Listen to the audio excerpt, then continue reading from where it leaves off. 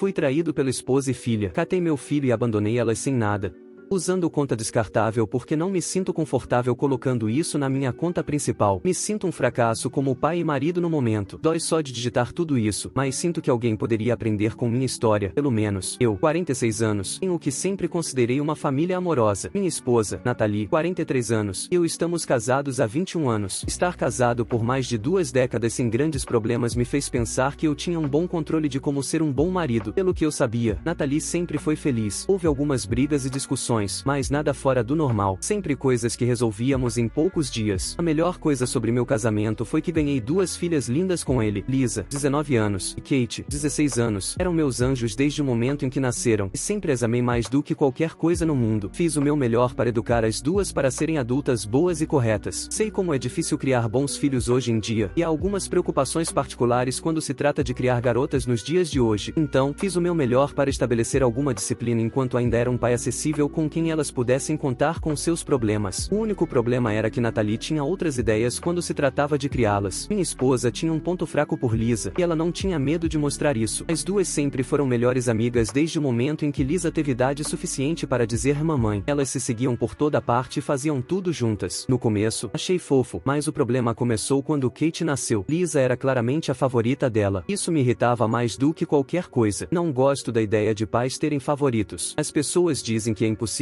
não ter um favorito, mas eu discordo. No mínimo, você precisa tentar não mostrar sua preferência. Isso pode realmente bagunçar uma criança. Tivemos tantas brigas sobre isso. Foi provavelmente o maior ponto dolorido em nosso casamento. Foi por volta do 8º aniversário de Kate quando finalmente consegui fazer Nathalie entender sobre fazer favoritismo. Eu estava completamente cansado disso naquele ponto, e disse a Nathalie que favorecer um filho em detrimento do outro era tão ruim quanto negligência. Isso pareceu tocar algo nela, e ela se tornou menos descarada sobre como tratava sua criança de ouro. Não foi perfeito, mas foi um começo. Mas não foi fácil. Sempre senti que era eu quem tentava manter a família unida. Lisa e Kate realmente não se davam bem. Nathalie não se importava com o relacionamento delas, desde que Lisa estivesse sempre do lado dela. Às vezes pensei em me separar de Nathalie, mas fiquei porque realmente a amava, e queria que as crianças crescessem com alguma estabilidade, apesar dos meus melhores esforços. Porém, tudo desmoronou eventualmente, e não foi minha culpa. Descobri sobre o caso de Nathalie de uma forma bem boba. Ela adormeceu com o telefone na mão. Ela estava mandando mensagem e o polegar dela estava segurando o teclado, então o telefone não entrou em modo de espera. Peguei o telefone dela para conectá-lo ao carregador e foi quando vi que a tela dela estava cheia de emojis de coração. Quase nem me preocupei em verificar, pensando que ela estava apenas enviando mensagens fofas para as crianças, mas chamou minha atenção e dei uma olhada mais de perto. Foi quando descobri o que realmente estava acontecendo. Ela havia adormecido enquanto flertava com Bill. As mensagens não deixavam espaço para dúvidas sobre o que estavam fazendo, mas o que era pior era que eu o conhecia. O nome era bastante comum, mas uma vez que vi sua foto, o reconheci imediatamente. Eu só tinha conhecido Bill pessoalmente algumas vezes, mas o conhecia bem o suficiente. Ele era um empresário local que conheci algumas vezes através do trabalho. Minha empresa fazia algum trabalho com a dele de vez em quando, e eu geralmente tinha que me comunicar com ele diretamente. Nós nos comunicávamos principalmente por e-mail ou pessoalmente, então não fazia ideia de como ela o conheceu ou conseguiu o número dele. Passei por muitos sentimentos. Choque e raiva ao descobrir o caso, depois confusão quando descobri que era Bill, e raiva novamente depois que processei tudo. Parecia que veio do nada para mim. Tirei o telefone da mão dela e passei por suas mensagens. Cheguei até o começo, mas ainda não consegui descobrir como ela o conhecia. Descobri muitas outras coisas, porém, como a frequência com que se encontravam e o que faziam quando estavam juntos. Isso me destruiu. Senti o aperto no peito e senti seriamente que poderia estar tendo um ataque cardíaco. Tive que tirar um momento para respirar e ter certeza de que estava bem. Eu estava bem fisicamente, mas por dentro estava arruinado. Não podia acreditar que ela faria isso depois de 2 décadas juntos. Achei que estávamos muito além do estágio em um relacionamento em que você precisa se preocupar com infidelidade. Por que alguém trairia tantos anos juntos por uma aventura? Não conseguia entender o raciocínio por trás disso. Na manhã seguinte, não disse nada sobre isso. Ainda estava perdido. Não tinha dormido nem um pouco na noite anterior. Passei pelos movimentos de me arrumar para o trabalho e ajudar Kate a se preparar para a escola, mas minha mente estava uma bagunça. Apenas observando Nathalie sorrindo e interagindo com a família. Você pensaria que ela era a esposa perfeita. insatisfeita. Enquanto isso, ela tinha estado com um homem que eu conhecia na noite anterior. Não pude deixar de me perguntar se ela iria vê-lo hoje. Sentei no meu carro por 20 minutos depois de deixar Kate na escola. Não conseguia pensar claramente. Parte de mim queria voltar correndo para casa, confrontar Natalie e expulsá-la, mas também estava preocupado. O que eu diria às crianças? O que elas pensariam de mim se eu expulsasse a mãe delas de casa? Sabia que algo tinha que ser feito, mas não sabia por onde começar. Nunca desculpei infidelidade ou traição, mas hesitei sempre que pensava em quanto tempo estávamos juntos. 21 anos parece uma vida inteira. Tínhamos filhos juntos. Uma vida inteira que construímos juntos. Ela foi quem nos traiu, mas eu sentia que era eu quem estaria jogando nossas vidas fora se pedisse o divórcio. Olhando para trás, percebi que não estava pensando direito. Estava em choque. Talvez estivesse em algum tipo de luto. De certa forma, uma vez que tive tempo para processar, aceitei o fato de que não poderia varrer isso para debaixo do tapete e seguir com minha vida. Quanto mais eu agisse como se nada estivesse acontecendo, mais tempo ela teria para continuar fazendo de mim um idiota. O caso deles me comeria por dentro e ela continuaria vivendo sua vida feliz. Não ia deixar isso acontecer. Eu queria proteger as crianças também. Lisa já estava na faculdade, então não seria tão afetada quanto Kate, mas não seria fácil para nenhuma das duas. Gente, essa história tá muito pesada. Me conta nos comentários, você confrontaria na hora ou esperaria? E não esquece de deixar o like se tá acompanhando essa saga. Eu particularmente queria lutar pela custódia de Kate. Não queria que ela crescesse com uma mãe traidora, pensando que essa era a maneira normal de uma mulher agir. Queria ter certeza de que ela crescesse com um bom conjunto de valores morais. Infelizmente, logo descobri que havia fracassado nisso quando se tratava de Lisa.